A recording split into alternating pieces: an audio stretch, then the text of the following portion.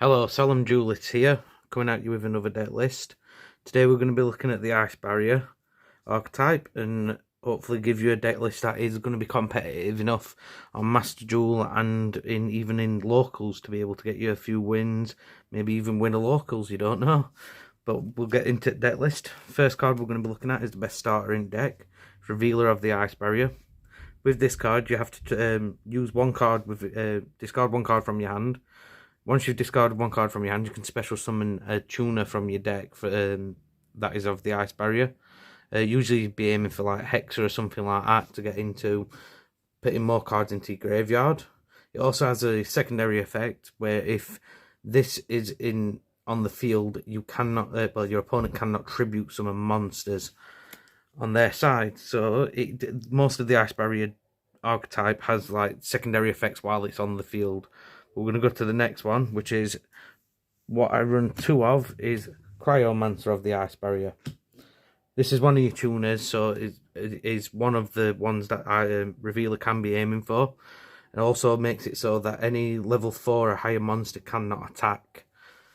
So it can be good for more, like if you are looking to stall players out and stuff like that.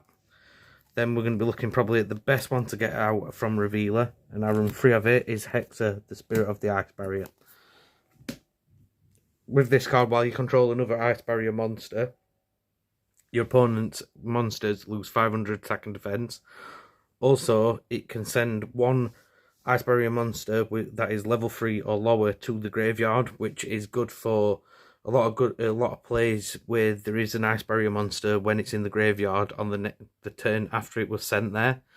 It can be special summoned out of the graveyard by dropping a level of a monster by 2. And again, this is more of a stall deck. It can punch pretty hard, but its main thing is it is trying to stall the opponent out. The next one we're going to be looking at is Prior of the Ice Barrier, and I run this one at 2. So if you control an Ice Barrier monster, you can special summon this from hand, but you can't special summon a monster that is a level 5 or higher after. But it does have a secondary effect where that you are able to special summon and tribute an Ice Barrier monster on your... tribute this card and then special summon an Ice Barrier monster out of your graveyard. With that, it is for your synchro monsters. Any of the high level monsters can come out from this effect. Again, you can use it to get more effects off from cards that are special summoned with the Ice Barrier archetype. We'll then be looking at Zujin of the Ice Barrier. I do apologise for some of the pronunciations if they are going to be bad. But this is the one that if it is sent to the graveyard, it can special summon itself out of the graveyard on the next turn by dropping a monster's level by 2. With Trishula, the Ice Barrier, it is good for doing, like, if you haven't got enough on field to make it that turn, on the next turn, as long as you're using cards that are going to be blocking their effects, which Ice Barrier do. This one will be able to come out after, and you should be able to get into a synchro summon. Then next, I would be looking at this at either 2 or 1. I'm running it currently at 1 at the moment, but it's the Defender of the Ice Barrier. Again, its effect isn't the strongest of all effects, but with it being a tuner, I do believe might be increasing this one to 2. But this one, while it's on the field and you control another Ice Barrier monster, this is the one that will stop any card that's got 1600 attack or over from attacking. So it is good. Again, this deck is more for stalling and then getting into these big synchro summons so you can carry on chaining it out. Then probably one of the best extenders in the deck is Speaker of the Ice Barrier. Speaker for the Ice Barrier. This one can special summon itself as long as you control an Ice Barrier monster. And once it's been special summoned, it makes it so that if you control another Ice Barrier monster, the defense monsters on your opponent's side of the field cannot change to attack to their position. With this one as well, once it's been sent to the graveyard, and that's usually from any effect, it can then be banished to create a token on your side, an Ice Barrier token on your side of the field. Again, this is really good for if you have done your synchro plays, you get the token out, and you've got another ice barrier monster with an effect that needs an ice barrier monster on the field. This can make it so that you're at least going to get that effect. And there is spells within the ice barrier archetype that do, if you have 3 or more ice barrier monsters, it makes it so that they are going to be unaffected by monster effects. We are then running 1 of the spell breaker of the ice barrier, and with this one, it is, again, this is the part of where it's going to be stalling art. You're making it so, especially like runic players are going to be struggling against this card. With this card, is when you send 1 ice barrier monster from your hand to the graveyard, it makes it so that you and your opponent cannot use spell effects up until after your next turn. So it is quite a lasting effect, but again, this deck is more for monster effects. Then you have General Wayne of the Ice Barrier, which I've run at 3. General Wayne of the Ice Barrier.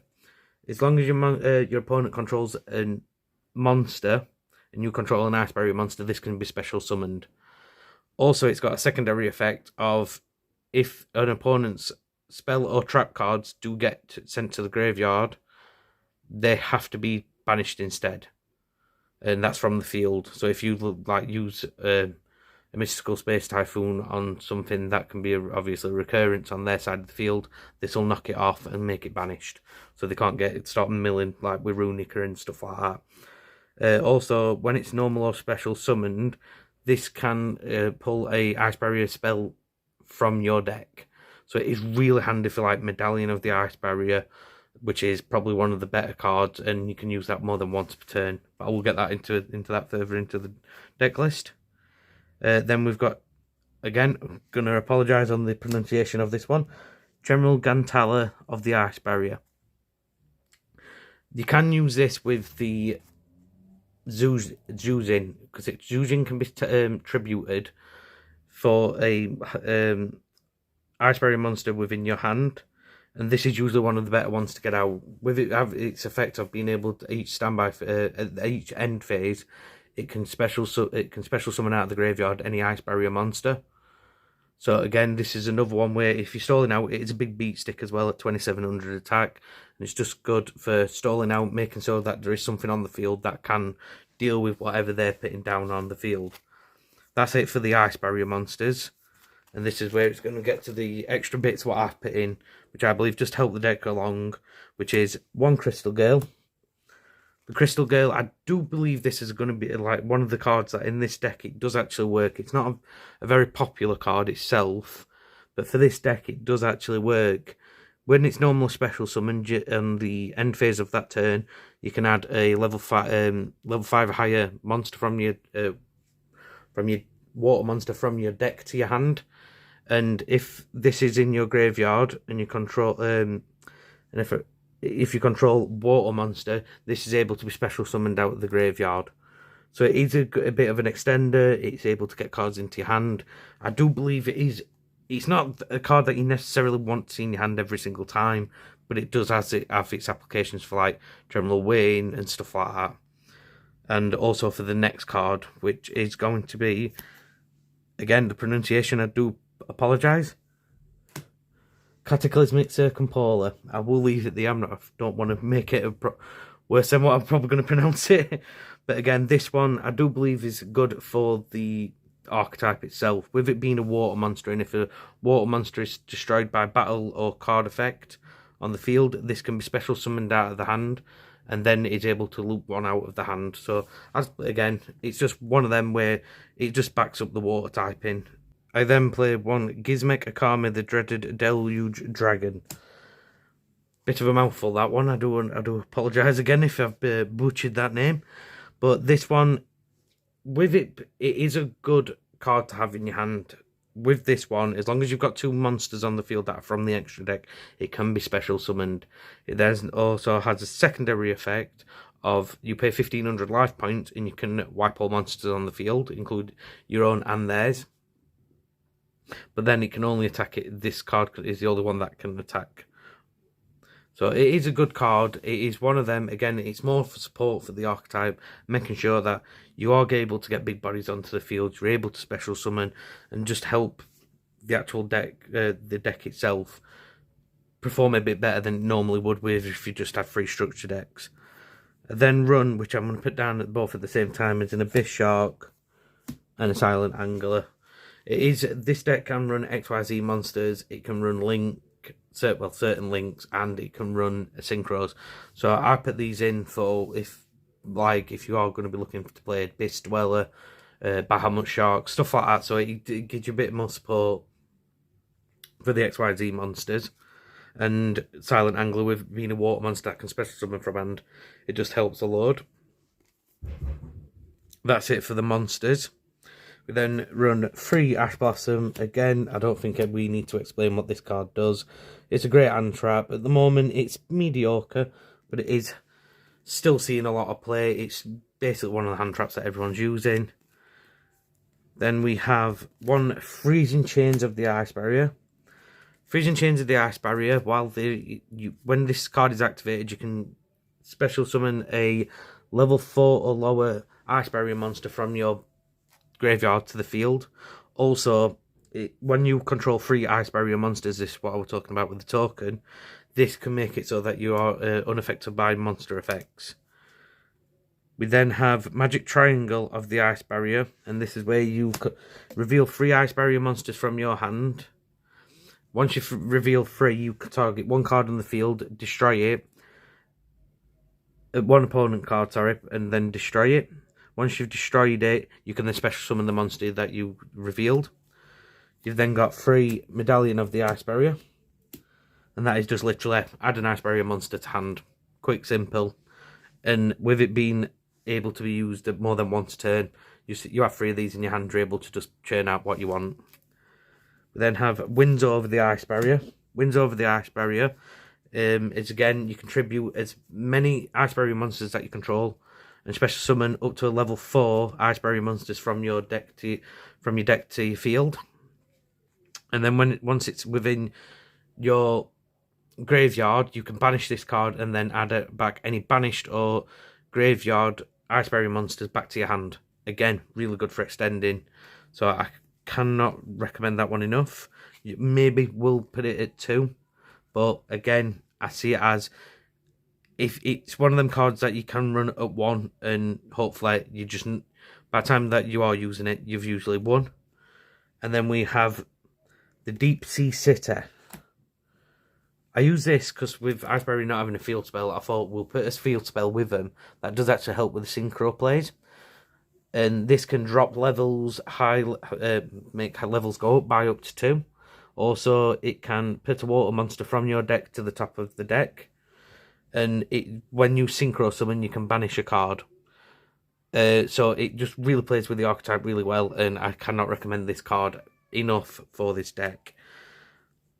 And then run 1 Surface, 1 Monster Reborn, and main a Harpy's Feather Duster. Again, Monster Reborn, Surface, just more recursion on your monsters from graveyard. Harpy's Feather Duster, just for if you're playing Runic, Labyrinth, any deck like that. Then we are running 3 Imperm. Again, generic staple that everyone's using at the moment. It's always going to have probably be within people's decks until there's something that can be better than this one. And then what it comes with the structure decks as well, which I believe is pretty handy, this card, is 3 Mind Drain. Mind Drain is just to shut down a lot of cards, a lot of decks, stop them from being able to activate monster effects from hand. Ash Blossom, Nibiru, stuff like that. It just makes it so that you're shutting a lot of decks down, they aren't able to get their effects off, and this deck really isn't that phased by it. There is cards that will stop being able to be used, but if you are going first, this is why this is within the deck. It stops them from really playing. Now onto the extra deck. For the extra deck, it is a bit more generic. There is a few Ice Barrier monsters, but it's got more generic monsters in it. So we are running 1 Baronic, 1 Gungnir, do apologise for the pronunciation, and 1 Adamantipator Risen, Dragite. Dragite really just for, because it does struggle, this deck, with having negations and stuff like that itself. So this is more for just if you are able to get it out, you've at least got a negate on field. Gugno and Bionic is more for taking cards off the field and also just being able to get something so you can actually get a bit of a beat stick on, so even if you can't get high levels on. Then we are running 2 Trishula, the Dragon of the Ice Barrier. Again, this is the main card of the deck.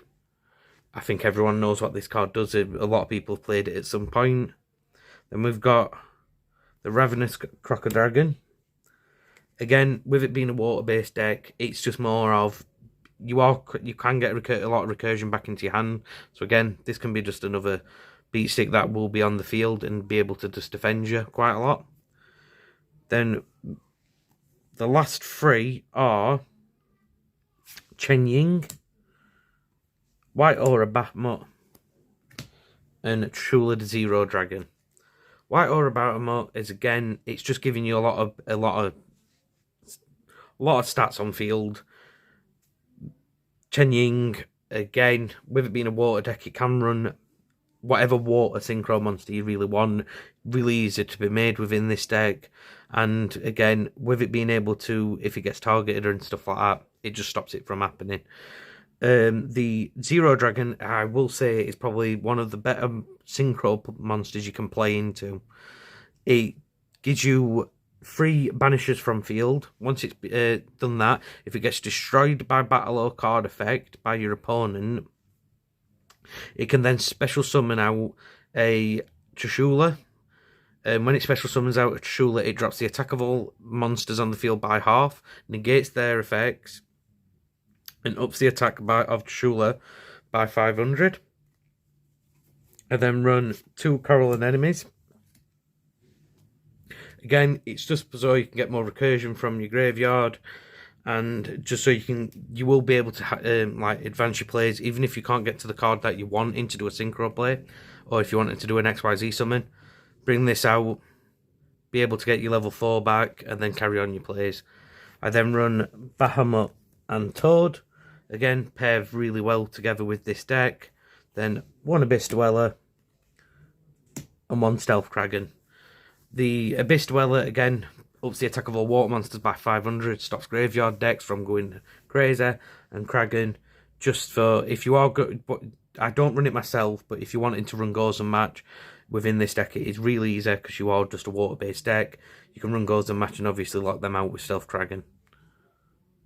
Now on to the side deck. With the side deck, it is just more of a generic staple part. It's just where, obviously, what you can't use within the actual deck itself if you go in second or anything like that. So it's just going to be a quick go through on this one, which is 2 Nibiru. I then run through 3 Gamma Seals. With the 3 Gamma Seals, it's more, with it being a water-based deck, again, this can be used within the deck itself, so it is pretty helpful. You've got 3 Book of Moon for the Kashtira matchups, 1 Called by the Grave, 3 Evenly Matched, and 3 Dimensional Barrier. Again, it's more of a generic one. It's just to help with the flaws of the actual deck itself. Being able to lock your opponent out, just making sure that you're basically just not letting them play Yu-Gi-Oh! And you are being able to get your summons off, start banishing their stuff, and being able to get to just having enough on field to beat over him. But that is the Trishula Ice Barrier deck.